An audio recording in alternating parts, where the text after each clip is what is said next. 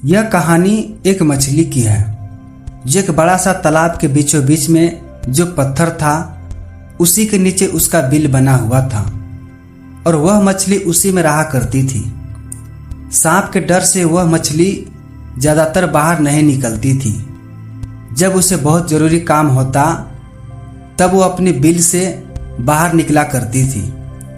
वो मछली हमेशा यही सोचता कि जब मैं अपनी बिल से बाहर निकलूंगा तो मुझे सांप पकड़ लेंगे और मुझे मार डालेंगे।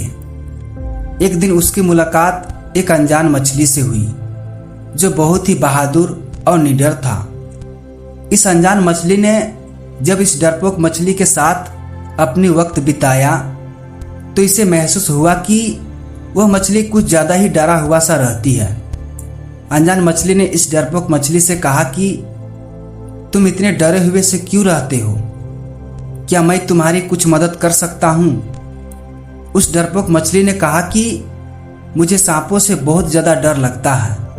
यह सुनने के बाद अनजान मछली ने कहा, मेरे पास कुछ ऐसी शक्तियाँ हैं जिसकी मदद से मैं तुम्हें सांप बना सकती हूँ। अनजान मछली की यह बात सुनकर के वह बहुत खुश हुआ। अनजान मछली ने अपनी शक्तियों से उसे सांप बना दिया। सांप का रूप लेने के बाद डरपोक मछली बहुत खुश हो गए। अब उसे किसी भी सांप से डर नहीं लग रहा था क्योंकि वह खुद एक सांप बन गया था। अब वो अकेले बाहर जा सकता था, बाहर में घूम फिर सकता था। एक दिन जब वो बाहर घूम रही थी तो कुछ मछुआरे उसके पीछे पड़ गए। अब उसे मछुआरे से डर लगने लगा था और फिर उसने बाहर जाना बंद कर दिया। तो एक दिन फिर वह अनजान मछली के पास गया और अपनी बीती बातें, अपनी प्रॉब्लम बताने लगी। अनजान मछली को उस पर दया आई और यह सब सुनने के बाद अनजान मछली ने उससे कहा कि मैं अपनी शक्तियों का इस्तेमाल करके तुम्हें चाहे कुछ भी बना दूं, लेकिन उसका कोई असर नहीं होगा क्योंकि तुम्हारा डर तुम्हारे दिल के अंदर तक बैठ चुका है और तुम्हारा दिल हमेशा उसी डरपोक मछली वाले जैसा ही रहेगा। मैं अपनी शक्तियों से उस डर को निकाल नहीं सकता। उस डर को तुम्हें खुद ही खत्म करना पड़ेगा।